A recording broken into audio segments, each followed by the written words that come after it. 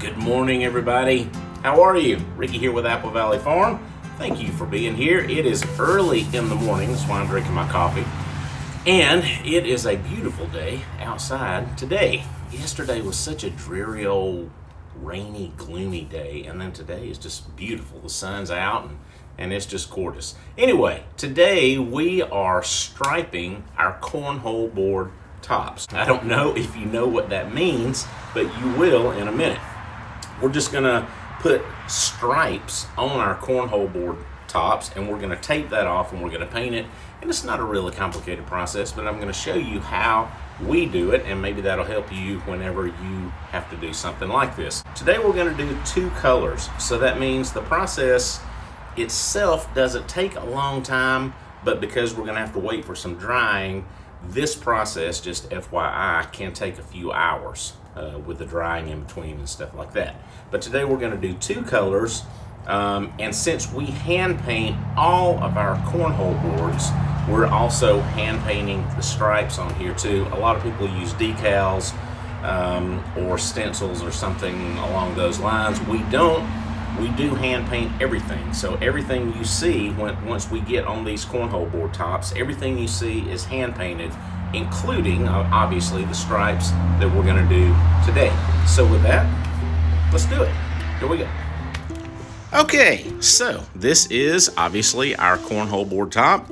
Yes, this is a University of Alabama top, and if you know us, you know that we are dog fans, so I'm so sorry, Herschel. Anyway, we're painting University of Alabama cornhole boards today, and we're going to put a big burgundy stripe down here and then flank that with some gray stripes on either side, and we're going to do that all the way from the top to the bottom down through this design. So the first thing we want to do is we want to lay out our middle stripe, which is going to be 8 inches wide, and it's going to be in the middle of the board. An 8-inch stripe is going to run up here, and obviously it's going to extend 1 inch on each side of the 6-inch hole.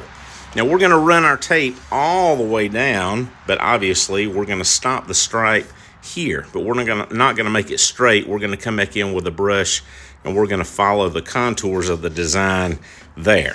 All right, so let's go ahead and get going on measuring out and taping up the middle stripe.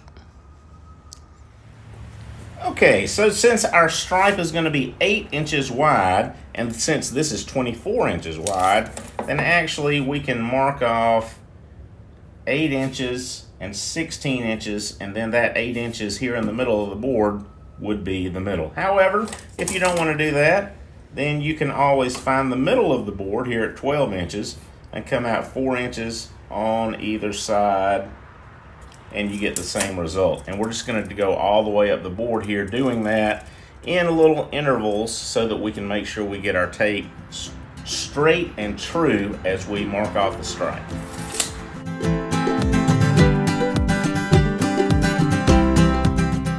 Alright, we're going to use a blue painter's tape. You can use masking tape, you can use any painter's tape, you can use frog tape. Anything like that you want to use is just fine. I'm using the 1-inch blue painter's tape, and I'm looking for how it's worded, clean release on here. I like this, I get the best result with it, and if I don't use the clean release, especially on the birch tops, the tape tends to adhere too strongly to the wood fibers, and when I pull it off, sometimes it can make a mess. So I like the clean release. It's not quite as tacky. So that's what we're going to use with this. Now we're just going to tape this on here. I'm going to leave a bit of an overhang and pull it up under the board. That way I can grab it later and just pull it off. And I'm going to follow my lines, pressing down gently but firmly, following as we go. I'm going to go right across the top of the design to the next mark, gently pressing down.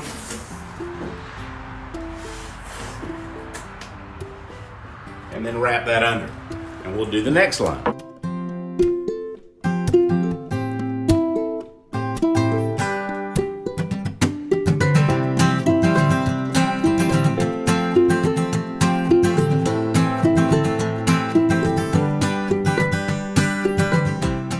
Okay, as we're going, I decided to do something just a little different, and this will keep us from having to wait for the first stripe to dry so we can put the tape on it to do the secondary stripe, yada, yada, yada. I think we'll just change up the design just a little bit so we'll be able to go ahead and tape everything at one time. Let me show you what I'm talking about, and you'll see what I mean. Okay, normally I would paint this stripe, let it dry, pull the tape off, and then start taping for a new line on the inside edge of this dry stripe, and then do a 2-inch stripe here.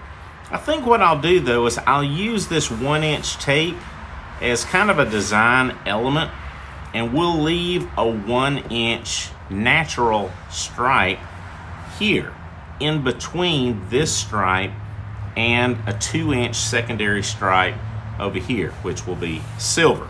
So with that being said, I'm going to measure 2 inches from this stripe here at 5 inches, and I'm going to go all the way down. Then we'll have a burgundy, a natural, and then a silver or a gray stripe running down here. I think that'll look really nice, and we won't have to wait about a lot of drying. So let's do that. Let's tape these off on both sides of this stripe. We'll go to 5 inches here, and then we'll go to 19 inches on the other side of the other one.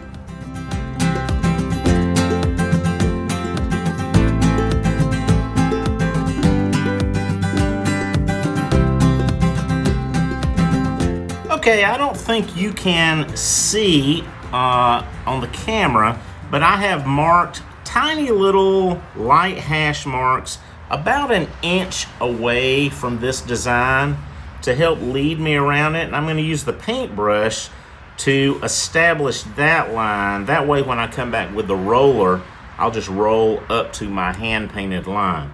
So we're going to do that to go ahead and start this process. And we're just going to follow the contour of the design roughly. It doesn't have to be perfect.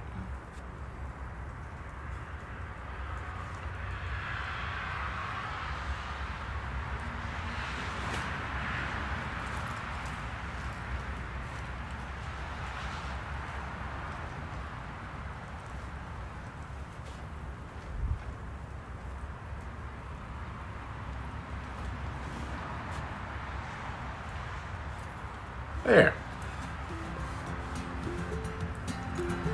And then, of course, we'll do this at the bottom.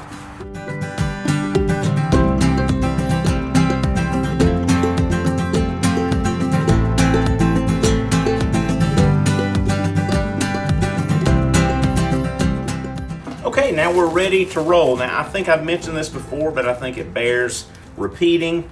I use a 4-inch finish, high-density finish roller or foam roller, and I keep, because these guys are pretty expensive, so I only use them briefly, so I don't want to throw them away. So the way to save them and preserve them is just put them in a little Ziploc bag, and that keeps them nice and fresh, and you can use them. Some of these, I've been using some of these for over a year.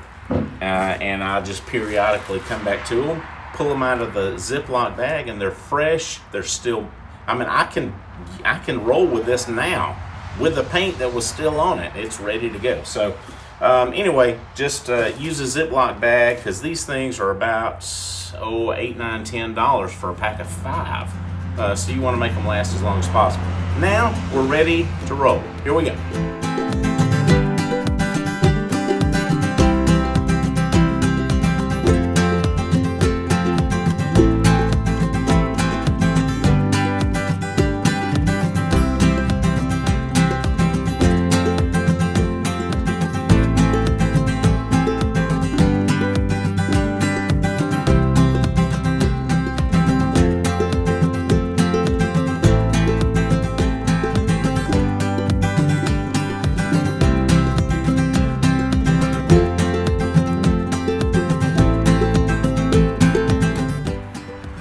Let's see how this looks.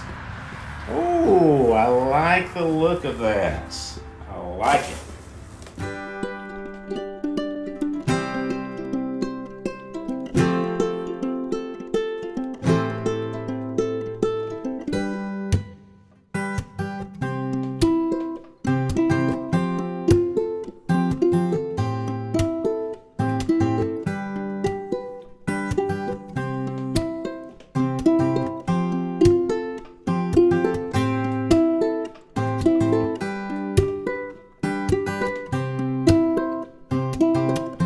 Alright, that was it. Hey, thank you guys for being here and watching. As I said, that was a really simple process, but there's a little technique involved in it, and I just wanted to share that with you. And I appreciate you hanging in there with me as we kind of changed up on the fly, but I really like the way that new design turned out with the extra little natural stripe in between there. So anyway, I really like it, like the way it turned out. So thanks a lot again for being here. Hey, if you like this video and leave us a comment. And join us. Subscribe to our channel. We're doing stuff like this all the time. We have a whole series on cornhole building, so please check out that playlist and you'll be able to watch all of these videos. And we're still adding videos to that playlist about building cornhole boards so you can build your own if you want to. And hey, if you want us to do something for you, this is what we do. So give us a shout over at www.applevalleyfarmga.com. You can find us there. You can find our store, look at pictures, yada, yada, yada, all the stuff. So thanks a lot. Have a great day. And it is Christmas time here. It's Christmas week. So if you're watching this Christmas week, I hope you have a blessed and Merry Christmas and a very Happy New Year. We will see more of you the next time. Thank you.